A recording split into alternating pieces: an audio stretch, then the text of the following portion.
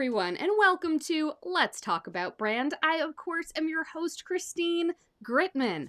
And welcome to those of you who are joining us on your podcast player of choice via the Adweek podcast network. Make sure to subscribe so that you don't miss a single Monday episode of Let's Talk About Brand. Or perhaps you're joining us here on YouTube for the video podcast. The video podcast is the same interview as the Monday podcast, just in video form, and that drops every Friday on YouTube.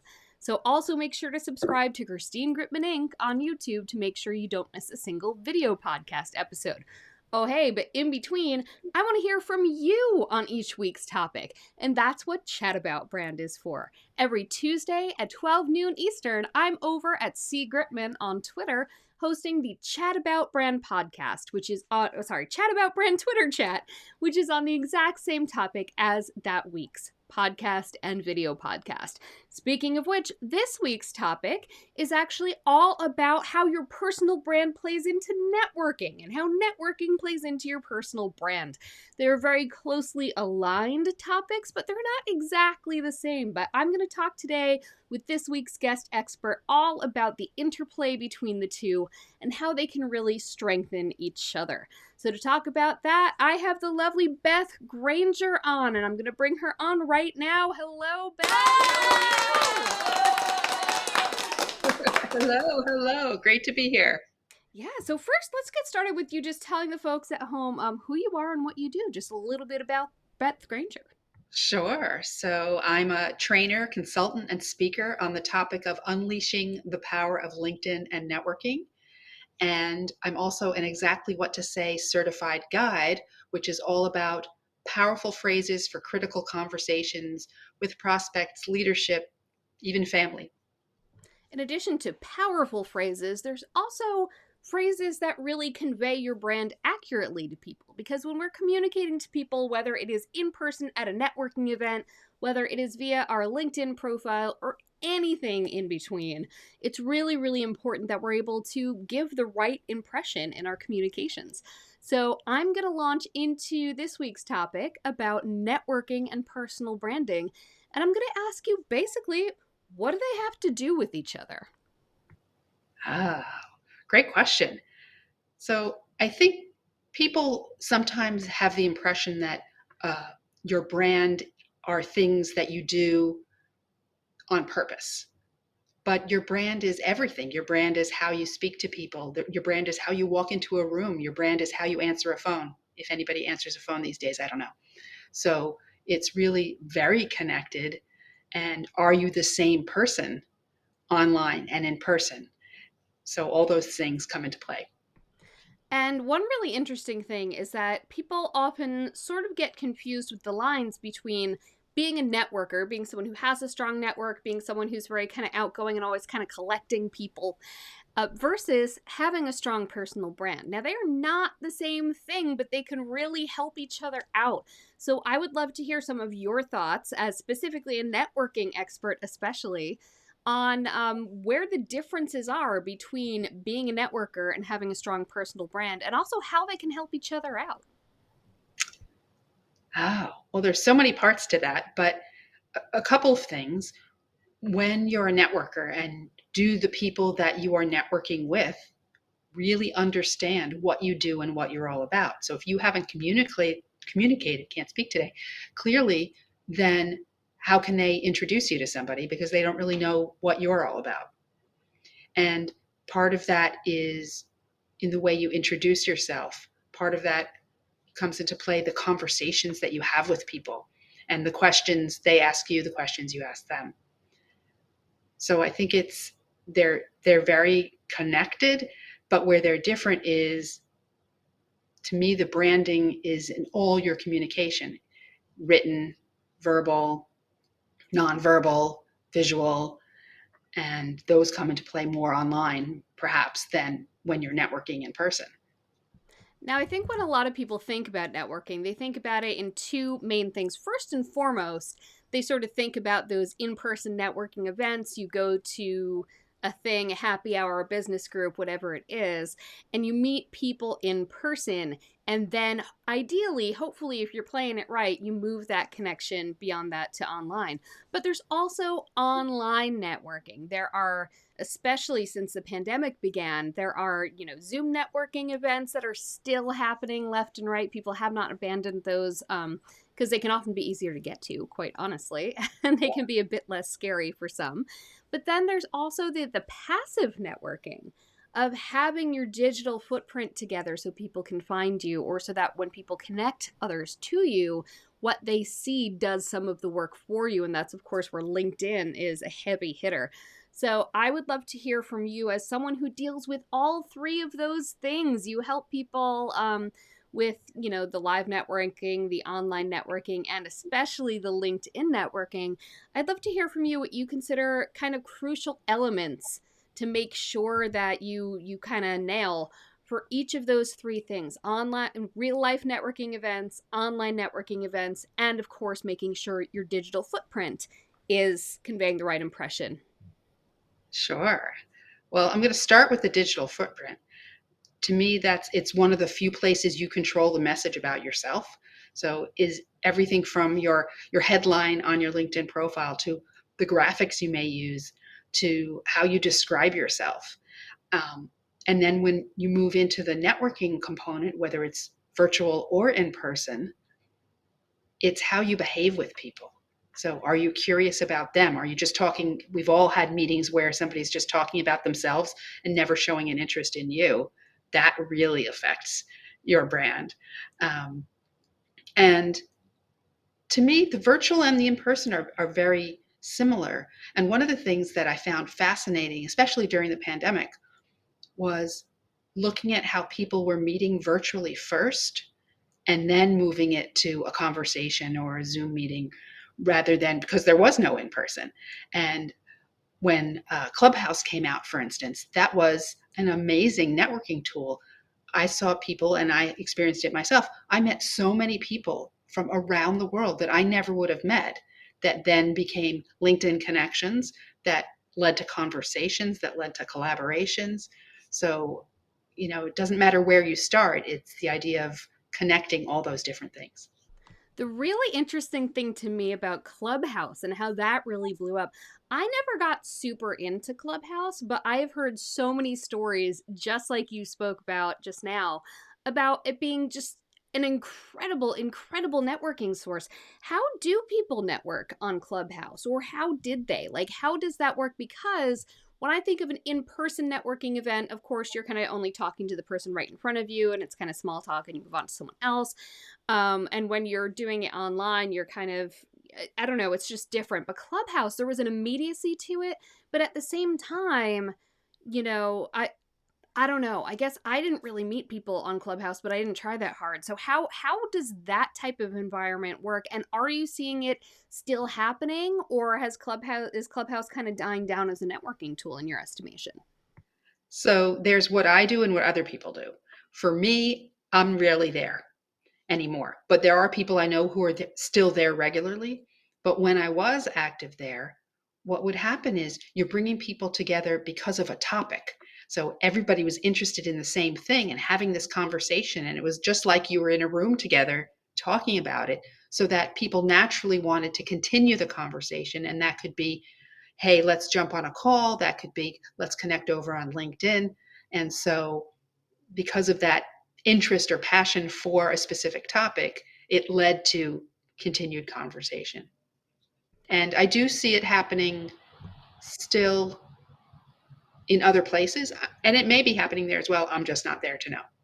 Have you explored Twitter Spaces or anything like that at all, or LinkedIn audio rooms, or was it kind of a Clubhouse specific magic there?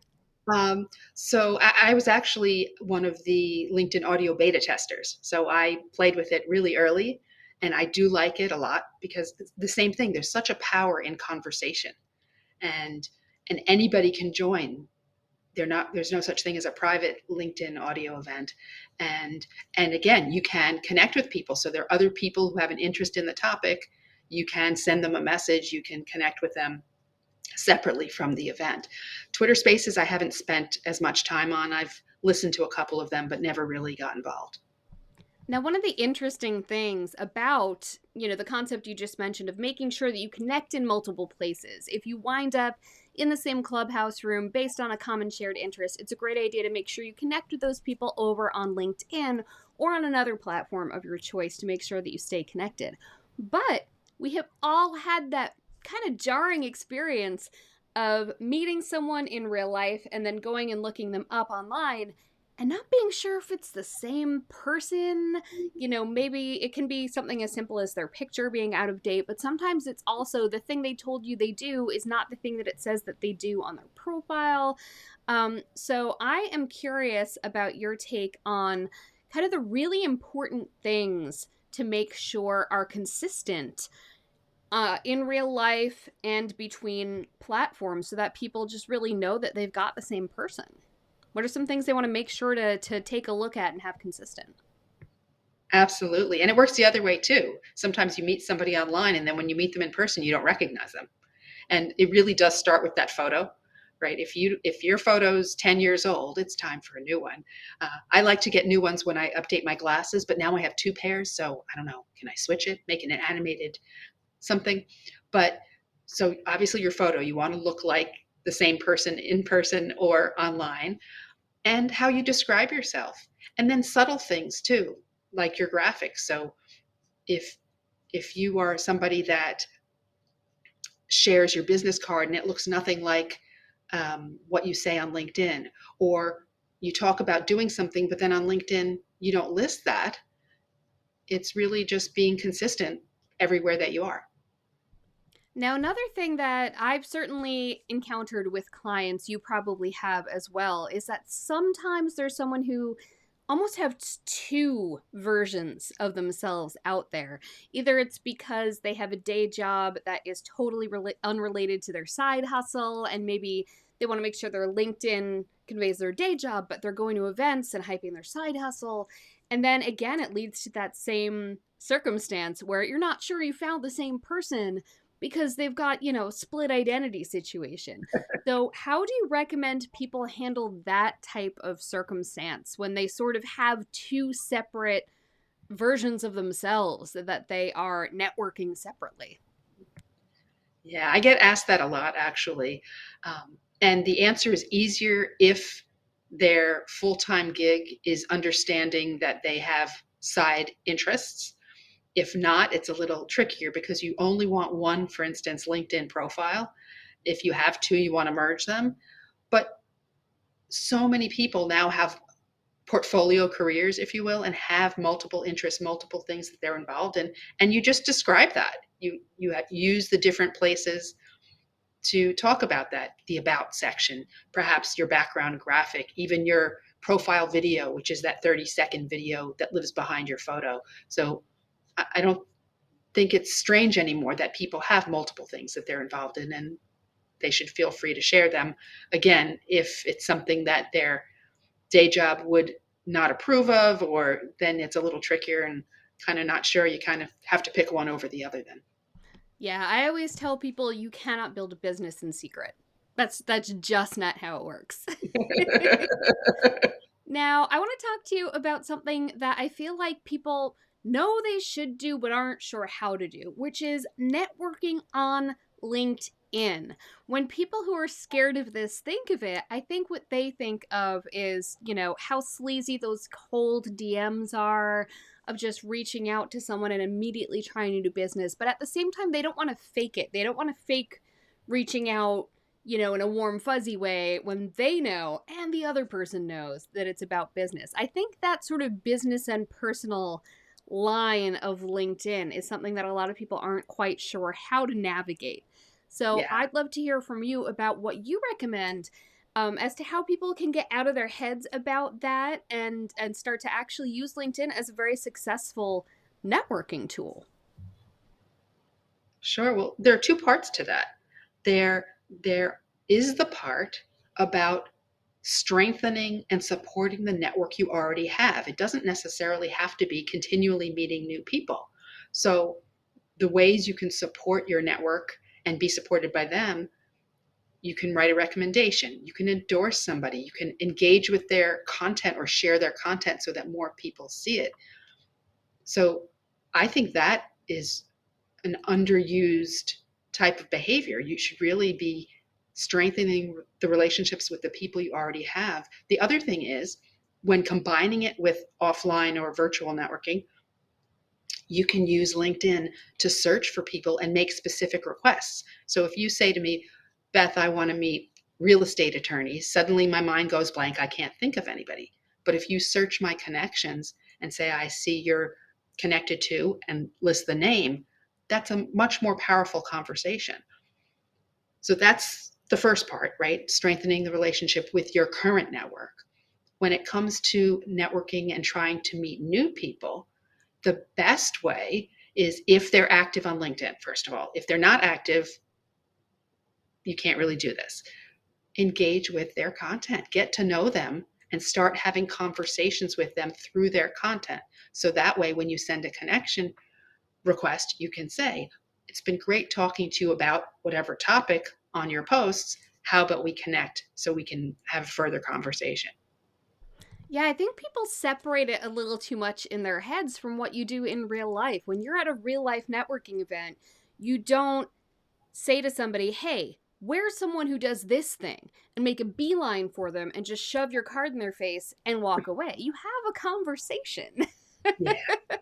I mean, I think that people have too much of a separation in their heads between how you conduct yourself in real life and how you conduct yourself online. To that end, if people are doing networking events that are either in real life or virtual networking events, what are some best practices that you recommend or that you've seen in practice in your own life or with clients to make sure that you really get the most out of that experience?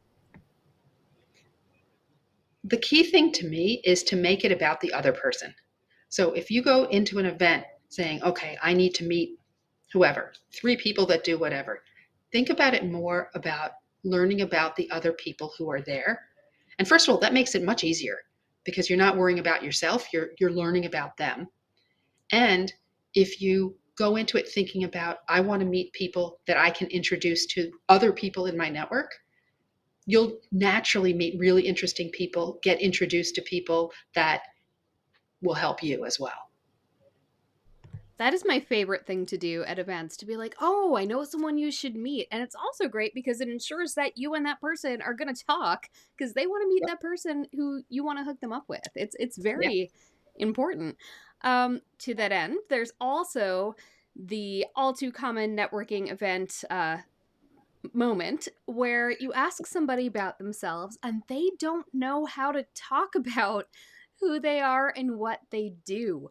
I know that one of the things that you help your clients with is sort of finding the right words for different situations, different circumstances. I, of course, help people find the right words to describe their personal brand, who they are, what they do, why people should care. So, for people who are a bit lost there, people who are kind of terrified of networking events because they don't know how to talk about themselves in a way that really gets it across in an accurate or memorable or at least concise kind of way. How do you recommend people get started trying to do that work of figuring out how to talk about what they do? I think they can sort of do a beta test, right? Come up with a few different ways to introduce themselves and see how people react. The other thing is if they're in a group with a trusted group of friends where it's not meeting people you don't know, you can experiment. You can say, hey, I'm thinking of trying this new introduction. Tell me what you hear. Does this represent me accurately? So I think that's a great thing to do. Another thing to do is ask your clients or referral partners how they would introduce you because you'll learn things and hear things in a different way. Ooh, I love that. Getting the outside view. That's really huge. Now, we talked about how LinkedIn and other online presence can sort of be almost a passive networking tool for you. You know, people happen upon you or people are sent your way, and it can do a lot of the work for you. So, I'd love some best practices on how to make sure that those profiles, especially LinkedIn, are doing that work of properly conveying who you are, what you do, why people should care in a way where it's almost as effective as you conveying it yourself. I mean, there's elements of language, there's all sorts of different elements there. So, how can you make sure that your profile is doing some of that passive networking work for you in a strong way? So, there are a number of ways. One is using all the fields and features that LinkedIn gives you. So, use that featured section, use that profile video, use that background graphic. The other is when it comes to words. So, describe yourself the way you want to be seen. There's a little bit of SEO, if you will, right? So if there are terms you want to be found for, you want those terms in your profile, in your about section, in your headline, etc. And one thing I love that I think people sometimes are apprehensive about saying, "Hey, I'm great." So tell a third-party story in your about section, maybe. Tell people have said this about me, or clients say this about me. So we've talked about some best practices. What are some worst practices? What are some things that you know that people who maybe don't know better, their intentions are good, but they're not sure what to do, or maybe they're just getting in their head about something? What are some worst practices that you would love it if people would just stop doing? There are so many. Where to begin? So, on LinkedIn, for instance, the dreaded connect and pitch. That's where you connect with somebody that you don't know yet and you're immediately pitching them. Don't do it. We all hate it. No. And in person, it's kind of the same thing, right? If you've ever been to an event and somebody's immediately pushing a card in your face and expecting you're going to give them a referral and you don't even know them yet. In fact, right before the pandemic, I went to an event that was a guest cultivation event for a networking organization. And the room was very crowded, so I didn't get to meet everybody, but you passed your cards around. And the next day, I got a call, not from the financial planner, but from the financial planner's assistant, wondering if I wanted to have a call to talk about my finances. No, right? You need to take the time to truly get to know, like, and trust people wherever you are, in person, online. Yeah, don't delegate that relationship building. It's funny because I actually had a really popular LinkedIn post that grew out of one of those. I got a message from someone's assistant being like, "Hey, they would love to connect with you. They're fascinated by what you're doing." And I'm thinking, well, apparently not fascinated enough to actually talk to me. So that's a clear thing on LinkedIn. Do not do the just random cold pitch. How about with real life or virtual networking events? Because I feel like a lot of people just kind of hang back, their flies on the wall. So they've dedicated their hour or whatever of Zoom time or of real life, cocktail hour to this thing. And then they're getting nothing out of it because they're not doing anything. So, what are some worst practices when it comes to online and in person networking events to make sure that don't waste the opportunity? There are so many, but it's things we've all experienced, right? People who don't show any curiosity for you if they're just talking, talking, talking. Also, making assumptions. I think sometimes we make assumptions that someone is not going to be a good networking partner for us based on things that we're not even sure, based on what they do. But if you have a conversation with someone and learn about them, then you might find, wow, their brother, their best friend. You just don't know. So having those conversations without making assumptions is really important. Now, how can you make good use of an online event that maybe isn't as breakout room heavy? Because, of course, great connections happen in the breakout rooms, but sometimes we're at an online event where it's mostly focused on the speaker or something like that. So, how can people get some networking juice out of those events? Yeah. Well, obviously during the event, if the chat is open, you can be having side conversations with people privately.